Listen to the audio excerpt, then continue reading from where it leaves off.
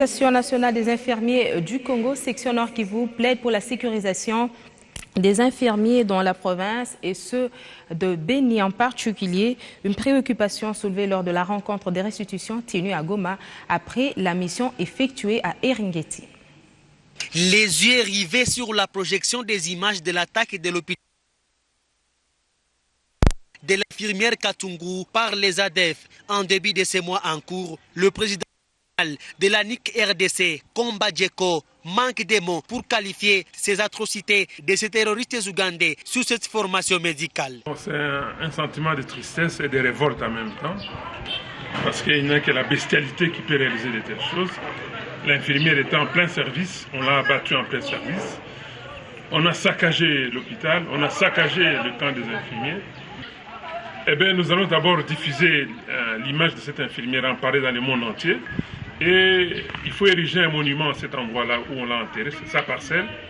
Nous allons tout faire pour qu'on puisse construire un monument à ce niveau-là. De son côté, le numéro 1 de la NIC Nord Kivu, Joseph Makunzi, après sa mission effectuée dans la région de Ringeti, suivie de la remise d'assistance de tous les infirmiers de la province à ceux de Ringeti, pense que le gouvernement congolais doit multiplier d'efforts pour sécuriser les infirmiers de la province, spécialement ceux de Béni. Nous présentons nos requêtes auprès des autorités, que la sécurité doit être garantie au niveau de cette zone de santé et également dans d'autres coins de la province. Les infirmiers doivent être également sécurisés pendant leur travail. Aujourd'hui, j'ai appris que toute la nuit, ils ont eu à travailler, ils ont eu des interventions chirurgicales, ils ont dirigé 4 accouchements dans cette structure après notre passage. Donc ça montre que les choses ont commencé à Eringeti. Mais également, comme la zone est devenue sinistrée, à songer également à ce personnel. Parce qu'ils vont travailler, mais personne ne va payer les soins. Et donc, le gouvernement doit songer à leur situation particulière pour qu'ils puissent vivre et survivre à côté des malades. Notons que ces images ont été visualisées ce samedi au cours de la rencontre des restitutions de la mission effectuée à Eringeti par le patron de la NIC Nord Kivu, Joseph Makundi. La sécurisation des biens des personnes, une préoccupation qui tient à cœur les FARDC en cette période de festivités. L'armée congolaise a lancé une opération de ratissage contre les ADF à Béni et l'armée congolaise se dit prête donc à assurer la sécurité des populations civiles longtemps victimes d'affres de guerre dans ces parties du pays. Ces opérations ont été lancées ce samedi vers 2h du matin. Des détonations ont été attendues jusqu'à même à Béniville. Selon les porte-paroles, l'ennemi serait localisé dans cette partie du parc national du Virunga. Donc depuis hier soir jusqu'à ce matin à 2h30, 3h du matin, votre armée avait lancé une opération de nettoyage de la forêt de Mayangose. Une forêt qui est censée abriter un petit groupe de l'ennemi que nous sommes en train de traquer. Aussi, ces derniers temps, l'ennemi répand de rumeurs annonçant de représailles durant cette période festive à travers un des téléphones des victimes tuées lors du récent carnage d'Enzuma et Masulukwede. La dernière rumeur provient du fait que lors du dernier massacre, l'ennemi avait ramassé et utilise jusqu'à hier le téléphone de l'une des victimes. Et c'est avec ce téléphone-là qu'il appelle les correspondants de la victime pour donner le message, soi-disant, ils viennent ce matin, ils viennent ce soir, ils vont venir demain, ils vont fêter avec nous. Les commandements de l'opération Soukoula ont, à ces sujets, mis en place une ceinture musclée des dispositifs sécuritaires pour que 2015 soit clôturé en toute bonté. Je demande à la population de ne pas paniquer, de garder son calme. Nous avons mis en place un dispositif sécuritaire, ou mieux une ceinture de sécurité autour de la ville de Béni et sur les axes principaux pour permettre à tout le monde de bien fêter. Rappelons que les 8 personnes tuées mercredi dernier ont été inhumées vendredi à Béni sous fond d'émotion. Autre chose, considérée comme étant un agent de développement à part entière, la femme éprouve encore d'énormes difficultés pour s'assurer et s'assumer dans certains domaines. Difficultés liées notamment à son instruction dès le bas âge. Comment contourner ces obstacles? Les femmes congolaises élites ont réfléchi dans ce sens. Mère, épouse, femme politique, entreprenante, pasteur, ménagère ou éducatrice, un seul dénominateur commun, elle est d'abord femme.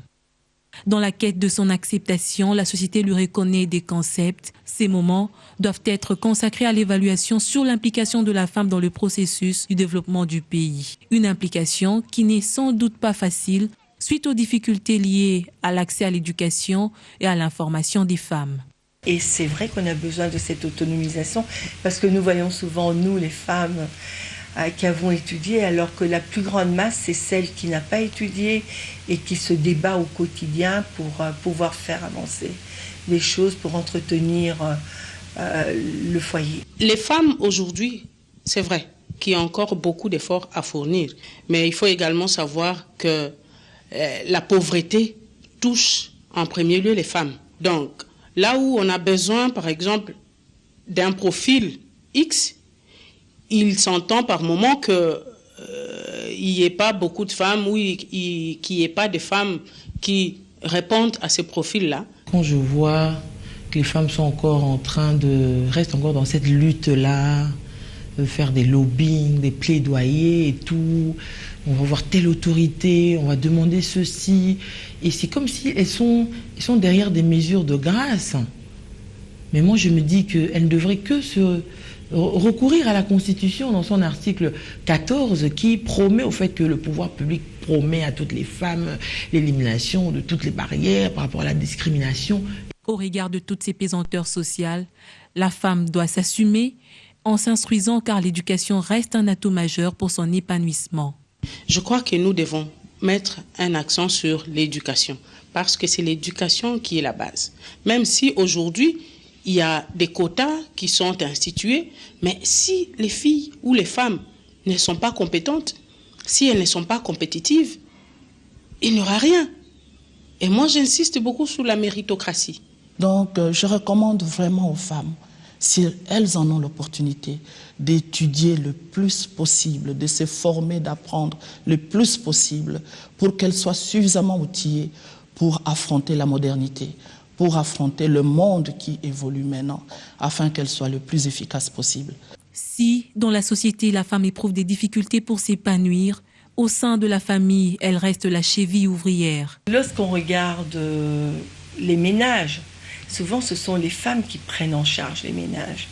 Mes propos pourraient peut-être paraître troublants, mais je me dis que cette femme-là, dans tous les milieux, la femme ne se tourne pas les pouces. La femme participe à la gestion de la famille. Au-delà de la civilisation, nous les femmes africaines et purement congolaises, on reste des femmes soumises. Donc c'est-à-dire que dans nos foyers, malgré qu'on peut être dans une institution en train de diriger, mais on sait très bien jouer le rôle de maman, de cette femme soumise qui va faire le foufou pour papa et tout. Cet élan pris par la gente féminine pour son épanouissement est loin de s'estomper, car l'apport de la femme dans la société se veut indispensable pour le développement du pays. Parlons aussi de cette matinée politique organisée à l'intention de nouveaux adhérents du Parti du Peuple pour la reconstruction et la démocratie sous l'égide du ministère du Portefeuille. Occasion propice pour la ministre des Tutelles d'inviter ces nouveaux membres à s'imprégner de la vision du parti pour plus d'efficience aux tâches leur assignées. Une nouvelle adhésion massive au PPRD se signale. Les ressortissants d'Ouvira, Fizi, associés à ceux des cellules spécialisées des entreprises publiques privées et du cabinet de la ministre du Portefeuille viennent de manifester leur intérêt de servir la nation au sein du PPRD. Ces adhérents ont eu comme premier exercice le renforcement de leur capacité sur les idéologies du parti. Occasion pour les cadres de cette famille politique de les inviter à la vigilance et à l'éveil de conscience patriotique. Le secrétaire adjoint du PPRD, suivi de la ministre Louise Munga, ont saisi la balle au bond afin de permettre aux nouveaux membres de surmonter toute manipulation politique. Des interventions différentes avec comme point de convergence l'unité, la reconstruction et l'émergence. C'est aussi un moment d'espoir parce que les actions que le camarade Joseph Kabila Kabang, initiateur du parti, réalise, nous projettent à l'horizon 2030 l'horizon de l'émergence de notre pays. Mais comme vous le savez, nous venons de très loin et nous devons continuer à construire. Louise Munga, sous sa casquette de secrétaire exécutive nationale en charge du budget et des finances du PPRD, incite ses nouveaux adhérents à s'approprier les fondamentaux du parti. Vous devenez membre d'une grande famille, la famille PPRD. Celui-ci, en tant que structure organisée, a son idéologie, a sa devise, a ses symboles, a son mode d'expression. Donc vous devez vous en approprier pour devenir membre à part entière et que vous soyez les porte-étendards de ce parti. Une sensibilisation encouragée aussi par le secrétaire général du PPRD.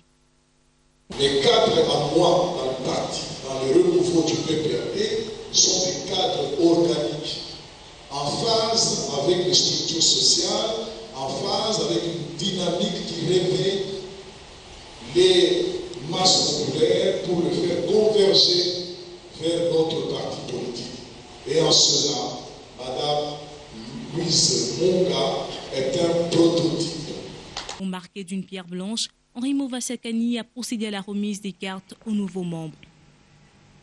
L'acquisition de la double nationalité congolaise insurgée en suspens au Parlement devant un dilemme, c'est lui d'opter soit pour l'exclusivité, soit pour la pluralité de la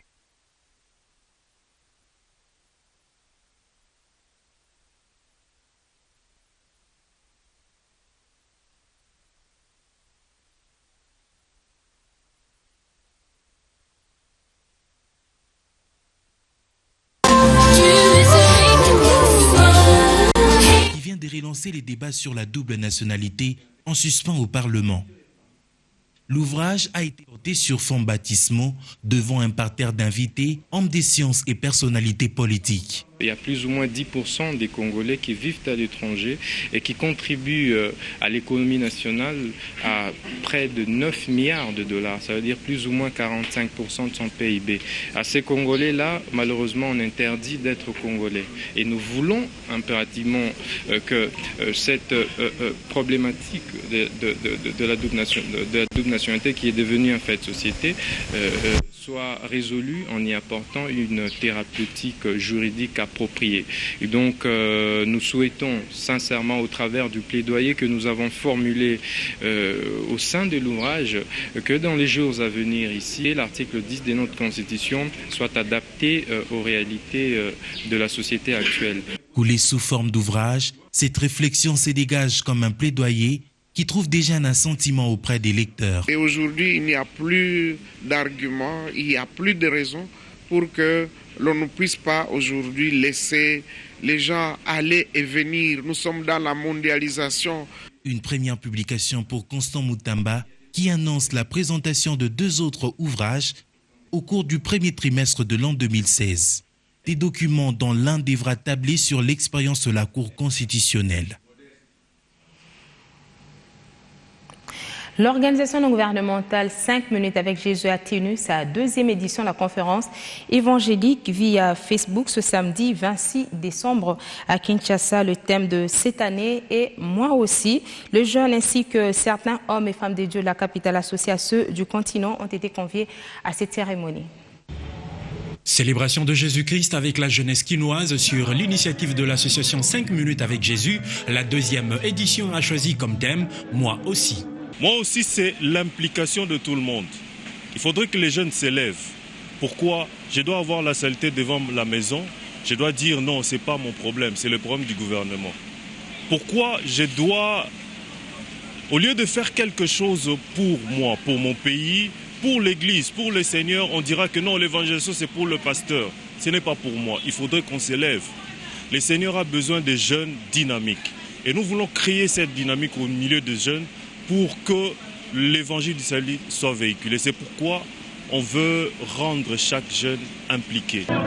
Le premier orateur du jour, le pasteur Patrick Louis, a soutenu ce thème avec les références bibliques qui sont Éphésiens 5, Jean 4, 35 et Jean 10, 28. Il faudrait que le peuple de Dieu connaisse Dans la délivrance, c'est Jésus qui donne la délivrance. La bénédiction, c'est Jésus qui donne la bénédiction. La sécurité, c'est Jésus qui donne la sécurité. Toutes sortes de ces bénédictions là-bas émanent d'un homme. Le nom de cet homme-là, c'est Jésus. La deuxième intervenante, pasteur Astrid Poutela-Jaco, elle a éveillé la femme avec le sous-thème « Les attaques faites contre la femme ». Même si la femme était punie par Dieu en disant que l'homme dominera sur la femme, quand nous avons reçu la régénération par Jésus-Christ, donc tous nous sommes redevenus à l'égalité. Car la Bible dit dans Galates 3, en Jésus-Christ, il n'y a ni femme, ni homme, ni juif, ni grec, ni esclave, ni libre.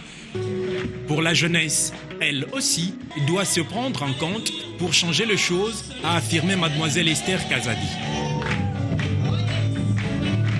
En sport, je l'ai annoncé au début de cette édition du journal, l'équipe nationale de football des Léopards locaux a joué un match amical au Stade des Martyrs de la Pentecôte dans le cadre des préparations du CHAN d'Afrique des Nations 2016 Rwanda contre la formation Régelu. 5-0. Les réalisations sont signées Manga Dianzenza de Renaissance et aussi Ginzaji du DSMP, Combo de MK et un doublé signé Koulé Mbombo de V-Club. C'est la fin de cette édition du journal. Madame, Messieurs, nous vous présentons toutes les excuses pour ces désagréments techniques enregistrés au cours de cette édition d'actualité. Merci et restez avec nous.